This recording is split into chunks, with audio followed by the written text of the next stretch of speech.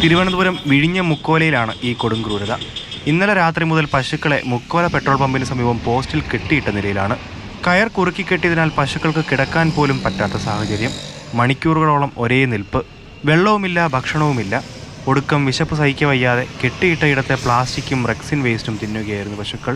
ഇതിനിടെ പശുക്കളുടെ ദയനീയാവസ്ഥ കണ്ട ഒരുപറ്റം യുവാക്കൾ ദൃശ്യം പകർത്തി സമൂഹമാധ്യമങ്ങളിൽ ഇടുകയായിരുന്നു.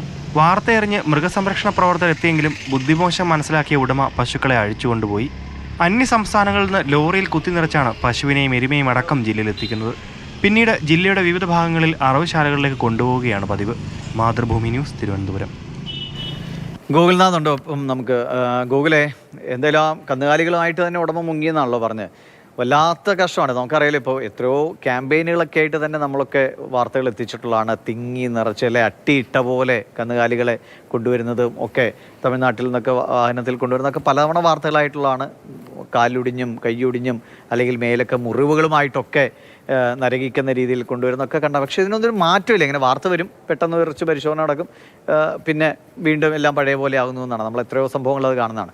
എന്തായാലും ഇതിൽ ആരാണ് ഇതിൻ്റെ പിന്നിൽ നിന്നൊന്നും മനസ്സിലാക്കാൻ കഴിയില്ല. ഇപ്പോൾ അവിടെ ചുറ്റുവട്ടത്തൊക്കെ അന്വേഷിച്ചാൽ ആരാണ് ഇങ്ങനെ കൊണ്ടുപോയി കെട്ടിയത്. അത് പതിവുള്ളൊരു കിട്ടുന്ന സ്ഥലവും കൂടി ആവാൻ സാധ്യതയുണ്ട്. പെട്ടെന്ന് അയാളെ പിടിക്കേണ്ട അത്യാവശ്യമാണ്. പോലീസ് അതിനുള്ള ശ്രമം നടത്തുന്നുണ്ടോ?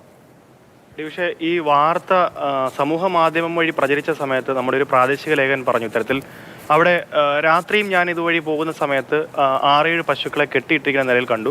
അപ്പോൾ ഈ കുറുക്കി കെട്ടുക എന്ന് പറയാം, അതായത് മൂക്കുകയറും പോസ്റ്റിനോടാണ് ബന്ധിപ്പിച്ചിരിക്കുന്നത്. അപ്പം അത് കുറുക്കിയാണ് കെട്ടിയിരിക്കുന്നത്. ഈ പശുവിന് കിടക്കാൻ പറ്റാത്തൊരു സാഹചര്യം, കിടക്കാൻ പറ്റില്ല.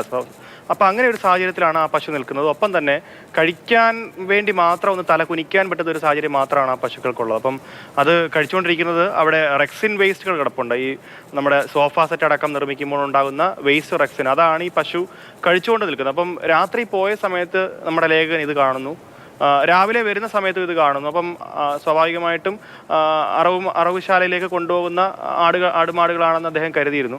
വൈകുന്നേരവും ഇതേ സാഹചര്യം തുടർന്ന സമയത്താണ് അദ്ദേഹം പറഞ്ഞത്, ഈ വാർത്ത ഒന്ന് നോക്കണോ എന്ന് പറഞ്ഞു. ഞാൻ പറഞ്ഞു തീർച്ചയായിട്ടും നോക്കണം, കാരണം നമുക്ക് അറിയാവുന്നതുപോലെ തന്നെ നമുക്ക് ആ ഒരു എത്തിക്സ് നമ്മൾ ഫോളോ ചെയ്യണമല്ലോ. അതായത് നമുക്ക് ഈ ഭക്ഷണമാക്കാം, പക്ഷെ അതിനപ്പുറത്തേക്ക് അതിന് വേണ്ടുന്ന കാര്യങ്ങൾ കൂടെ ചെയ്തതിന് ശേഷം ഒരു തരത്തിൽ പറഞ്ഞു കഴിഞ്ഞാൽ ഒരു കരുണ അതും അർഹിക്കുന്നുണ്ട്. അപ്പം അറവുമാടാണെങ്കിൽ കൂടെ അറക്കുന്ന ദിവസം വരെയെങ്കിലും അതിനൊരു മാനുഷിക പരിഗണന ആവശ്യമുണ്ട്. അപ്പം ഇത്തരത്തിൽ ചിന്തിച്ച് നോക്കുമ്പം ഇത്തരത്തിൽ ഭക്ഷണം പോലും ഇല്ലാതെ രാത്രി തൊട്ട് കെട്ടിയിട്ടിരിക്കുന്ന അവസ്ഥ.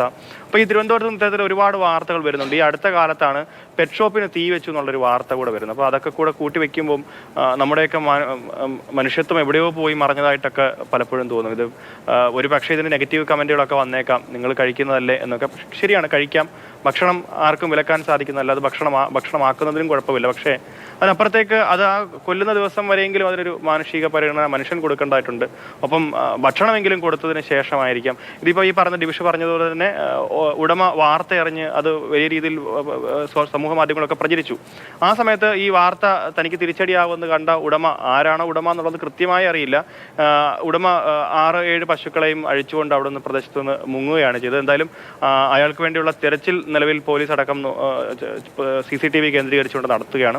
എന്തായാലും ഉടൻ തന്നെ വൈകാതെ തന്നെ അദ്ദേഹത്തെ അയാളെ പിടികൂടും എന്നുള്ളതാണ് പ്രതീക്ഷ. കാരണം അത്തരത്തിലൊരു ക്രൂരത എന്തായാലും ഈ പറഞ്ഞതുപോലെ തന്നെ ആ പ്രദേശത്തേക്ക് സംസ്ഥാനത്തിന്റെ പല ഭാഗങ്ങളിൽ നിന്നൊക്കെ തന്നെ ആടുമാടുകളെയൊക്കെ കൊണ്ടുവന്നതിന് ശേഷം അറവുശാലയിൽ കൊണ്ടുപോകുന്നതാണ്. അപ്പം അത് തികച്ചും ആരോഗ്യപരമായിട്ടുള്ള പശുക്കളാണോ തുടങ്ങിയ കാര്യങ്ങളൊക്കെ അറിയേണ്ടതിൻ്റെതായിട്ടുള്ള വിശദവിവരങ്ങൾ അറിയേണ്ടതായിട്ടുണ്ട്. എന്തായാലും ആരോഗ്യ പ്രവർത്തകരും ഒപ്പം തന്നെ മൃഗസംരക്ഷണ പ്രവർത്തകരും അദ്ദേഹത്തെ അന്വേഷിക്കുന്നുണ്ട്. എന്തായാലും കിട്ടുകയാണെങ്കിൽ ഒരു പക്ഷേ താൻ ചെയ്ത തെറ്റ് സമൂഹ മാധ്യമങ്ങൾ വഴിയും ഈ വാർത്തയും വഴിയും കാണുമ്പോൾ അയാൾ മനസ്സിലാക്കുമെന്നും ഒപ്പം ബാക്കി ആളുകൾ കൂടെ ഇത് എത്തുമെന്നും ഞാൻ പ്രതീക്ഷിക്കുന്നുണ്ട്. നമ്മളങ്ങനെ എത്രയോ വാർത്തകൾ പറയാറുള്ളതാണ് ഗൂഗിളെ, ഇത് കാണുന്നവൻ ആ തെറ്റ് തിരുത്തിയാൽ നന്നായിരുന്നു എന്ന്. തിരുത്തണ്ടോ എന്ന് നമുക്കറിയില്ല. ഇപ്പോൾ ഇത് തന്നെ പോലീസ് എത്രയോ കേസുകളുടെ തിരക്കിൽ നടക്കുന്ന പോലീസാണ്.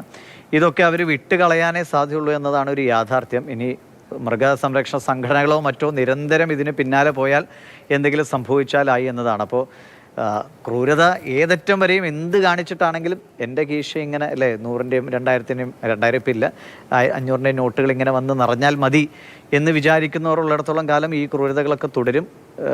ഇനി ഗൂഗിൾ പറഞ്ഞ പോലെ കണ്ട് ഞാൻ ചെയ്തത് തെറ്റായി പോയി എന്ന് ഓർത്തെങ്കിലും അറക്കുന്നതിന് മുൻപ് വരെയും അതിന് വെള്ളവും ഭക്ഷണവും കൊടുക്കാൻ തയ്യാറാകട്ടെ എന്ന് പറയേ നിർവാഹമുള്ളൂ. ഇതൊക്കെയാണ് നമ്മുടെ നാട്ടിൽ നടക്കുന്ന കാഴ്ചകൾ. എന്തിനേയും ഏതിനേയും വെല്ലുവിളിക്കുക എന്ന് പലപ്പോഴും പലർക്കും തോന്നാറുണ്ട്. പക്ഷേ മറ്റുള്ളവരുടെ ജീവനും സുരക്ഷിതത്വവും ഒക്കെ മാനിക്കാനുള്ള മര്യാദ നമുക്കുണ്ടാകണമെന്നാണ് ഓർക്കേണ്ടത്. ശരി.